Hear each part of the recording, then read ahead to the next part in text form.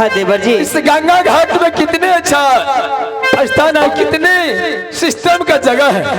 हाँ हाँ एक तरफ लेडीज, एक तरफ जेंट्स। हाँ देवर जी, ठीक है भाभी, आप ये तो बहुत जाइए, अच्छा है। आप जाइए लेडीज तरफ स्नान कीजिए, मैं जेंट्स की तरफ जा रहा हूँ। ठीक है देवर। गंगा नहावई रुदल बालचा, गंगा नहावई जबरूदल ने,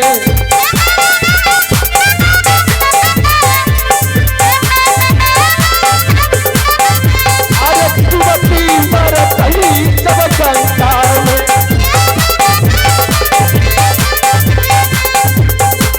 गंगा का तैया सीधा पहुंचा, गंगा नहावई जबरूदल ने।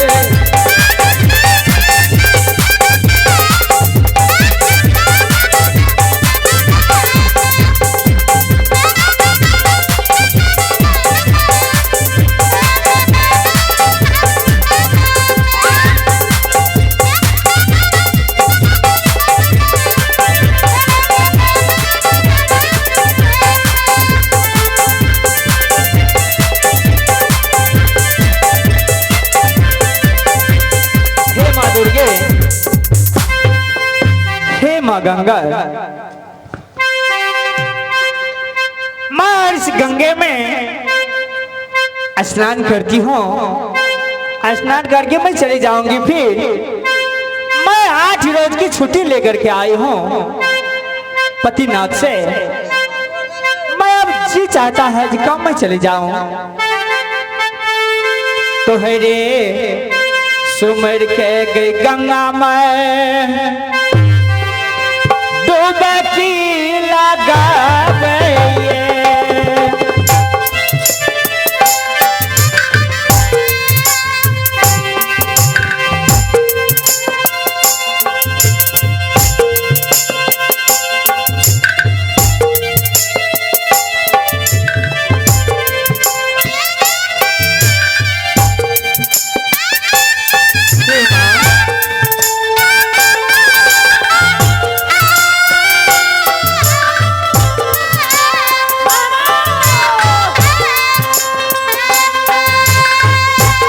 माँ दुर्गे, मेरा जादू का पुस्तक नहीं है, नहीं गला गिरमन हार।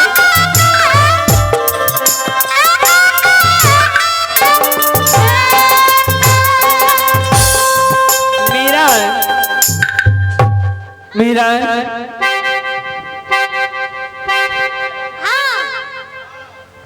गला गिरमल हार तुम लिए हो? हाँ नहीं,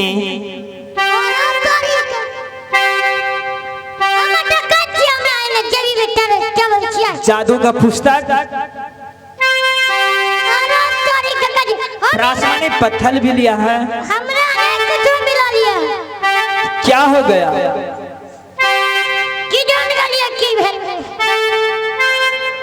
हे भगवान, जलती बोलाबो मीरन जी देवर जी के यार। हे भगवान, अब मैं क्या जवाब दूंगी माँ?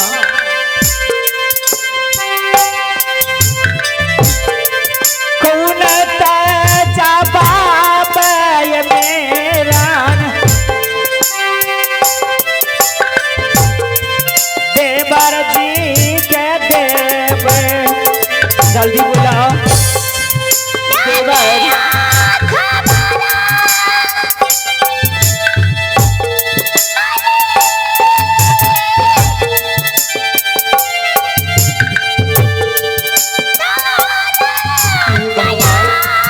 हे माँ दुर्गे, मैं क्या करूँगी माँ?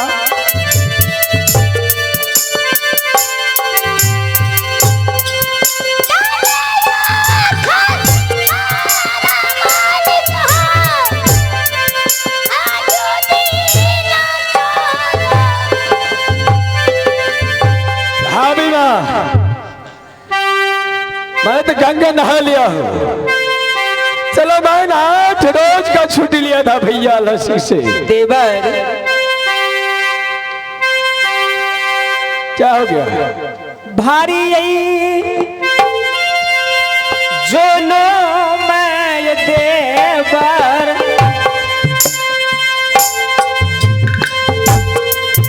मेला बा मैं हुई छा। क्या हो गया? देवर कुछ बताओगे तब तो। देवर क्या गला गिरमल हार रखे हैं, जादू का पुस्तक रखे हैं, ना प्रासमणि पत्थर है। मैं सारे कपड़े को मैं उतारती हूँ, मैं सोचा गला गिरमल हार खोल के मैं रखती हूँ। जादू का पुस्तक प्रासमणि पत्थर कुछ भी नहीं है देवर। किया हो मजा का करैसा राउदल सिंह से हे माँ दुर्गे मेरा जादू का पुस्तक माँ दे दो। किया है मजा का करैसा बाबू रोदल सिंह से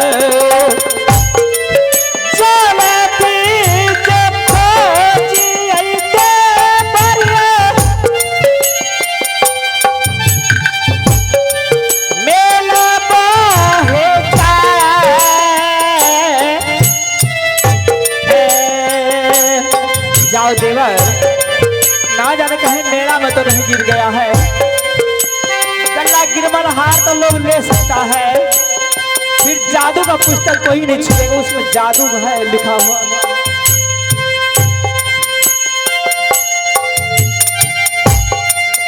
जालती सजाइयो पुरावा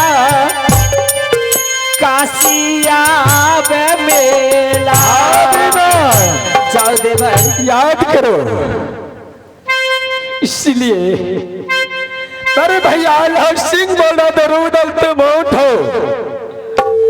एक जलानी की बस में आकर के तूने और आज बाबा का संपत्ति 9 लाख हार जादू का पुस्तक पारस में पत्थर राज बाबा को संपत्ति था भाभी। अरे भैया अल्लाह सिंह को रूदल सिंह ना जाने क्या क्या मैंने उनकी जुबान से खिल गया भाभी। हाँ देवर याद करो कहीं तो नतीन तो नहीं लिया है। देवर मुझे कोई मालूम नहीं है, ना जाने कहीं नटी ने तो नहीं ले लिया है। ठीक है भाभी मैं जा रहा हूँ, परंतु जब तक रूदल सिंह लौट के नहीं आएगा भाभी इस रास्ता चौबटिया से राजमहल नहीं जाना।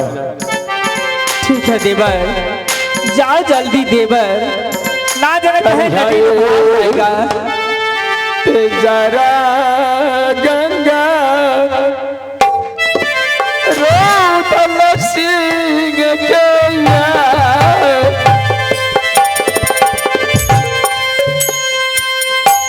छान छान प्राण देवर पूरे चाहैया आगे मैं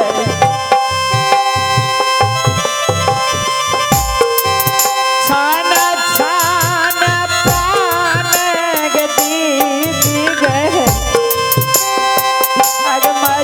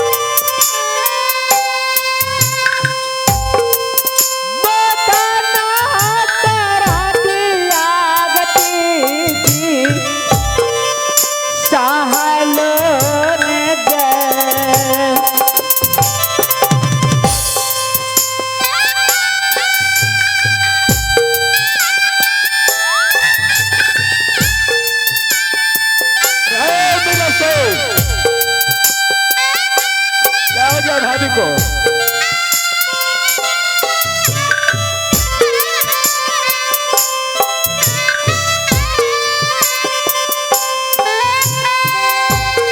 क्या हो गया भाभी?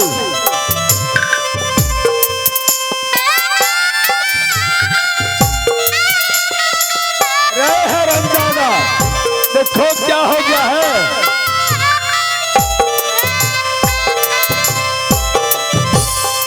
देवर बता भाभी।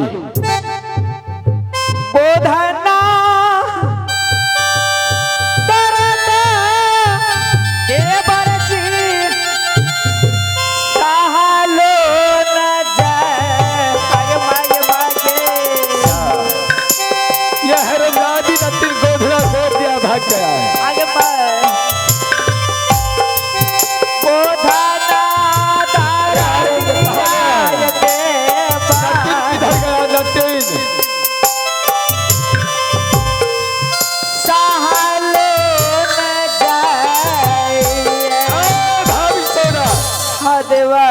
हरमजादी किस रास्ता से निकला है?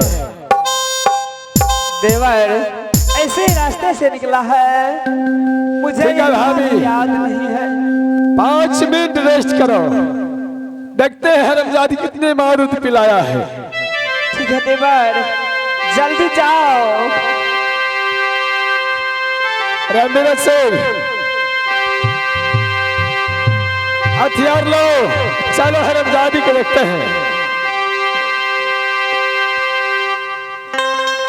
10 मिनट बैठो भाभी। अरे लहंगा फरब अरे चमक उधरी के अरे चुरवर कटवई बसिया के यार आ लहंगा यही पारतई जवरू डरे।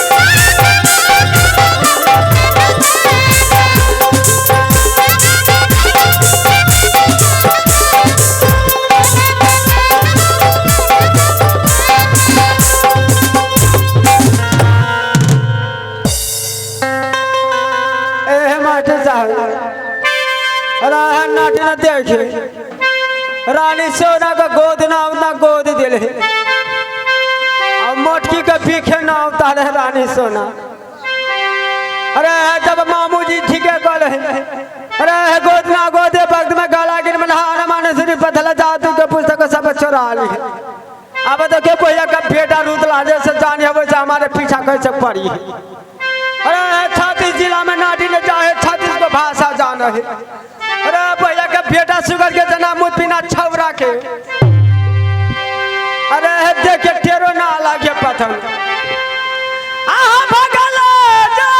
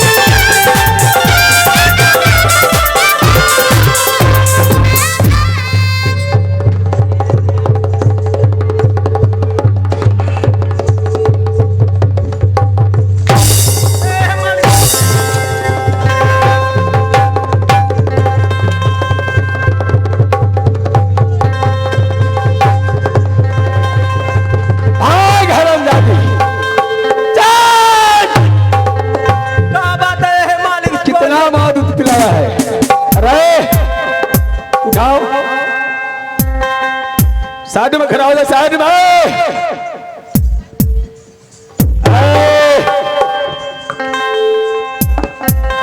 जय हरमजादी लट्टे, जय सिरानी का गोद ना गोद है उसका बीक कौन उतारेगा? पूरा बदन का बीक उतार देंगे। बाबू सिनेमा घर बड़ा आ गए मालिक साहब। अरे चलिए चलिए जल्दी सब बीक उतार दिए। चलिए मालिक, चलिए अब कहीं ना आज पूरा बदन का हरमजादी बीक उतार देंगे। राय मिरर आगे चलता, पीछे हथियार लेके चलो। अपनी दशाराम भैया का बेटा तोरा कहाँ छे छी भाई? चल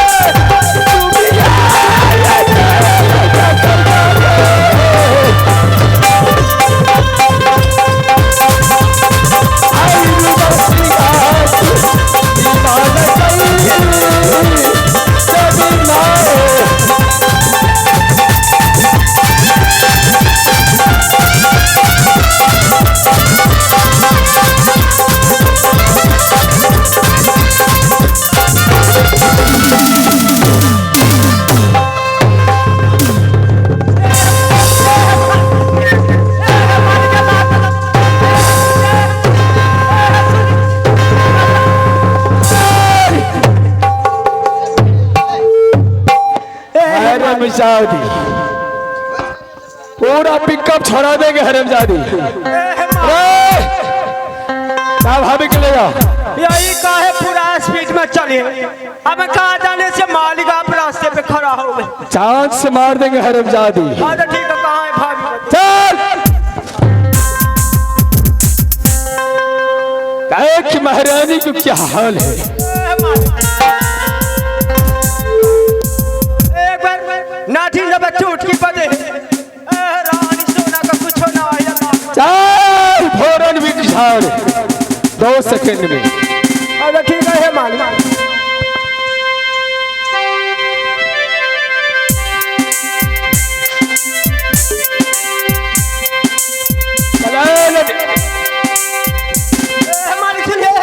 पूरा भी उतार देंगे। बकवास नहीं। चल चल भाभी की भतार चलो न ठीक तुला ठीक है। चल हे खड़ा है। ए मालिक ए गोसैया मत काची घाट मेला में ए जितना ऊपर इतना खोसिए नाटी उतना जल्दी बीख उतरी है। उतना बदन का चमड़ी नीचे आएगा। ए मालिक राहुल बा कसम खाए, अल्लाह कसम खाए, चल ठीक हो जी। चल ठीक है चल। हरमजादी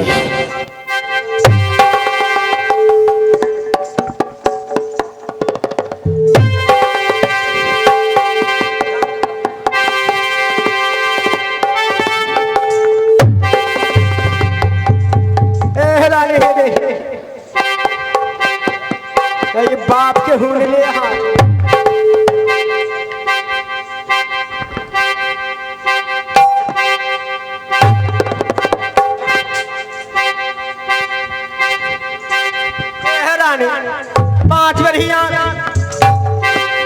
बढ़िया से वहाँ करे के पड़े तब बीख जल्दी उतरी। क्या तेरा दादा का ठेकेदारी है हिया सुहा?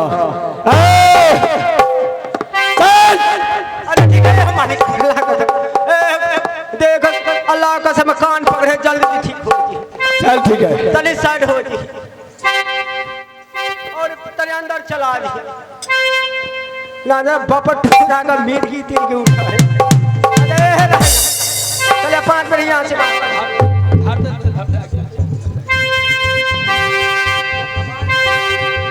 और ठीक है चलिए जल्दी। अरे चलो हो गया 5 बार।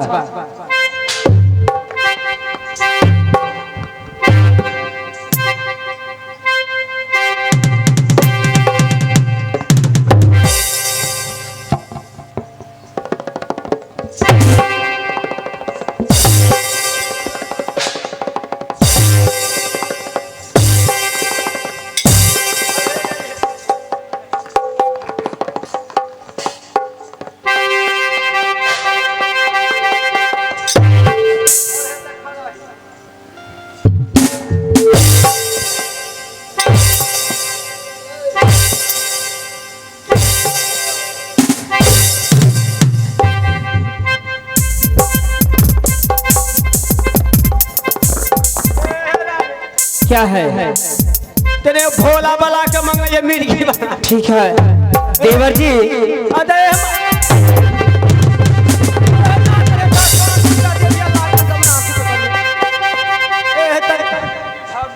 दादी मालिक तेरा रानी का देखा तेरा भाभी को। अच्छा तेरा चीता था का शरीर सीता सज का अपना खा के है रमजादी। जवान पे लगाम देकर के बात करो। बाजू पर लिखा कितना सुंदर लगा है। चल ठीक है देख परसनी जर गोदना गोदा भी खुदार गया। एक बात है। क्या बात है? सीपुर गांव में दे दी है 10-5 रुपया दे दी है तो न दिन कहीं भूख लागे तो घेला न तो कदा चौक पे चला। क्या चीज का?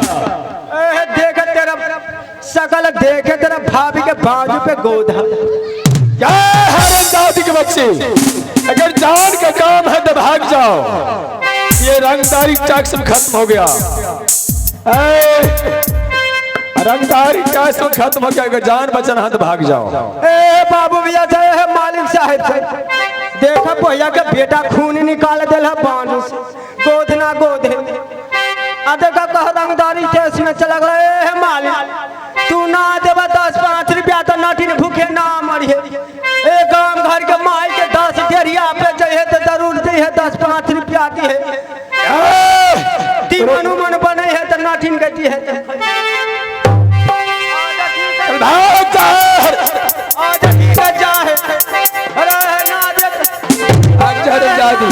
नाटिन भूखे नाम तोला सूरत पे नाटिन आने से मार देगा है रमजादी।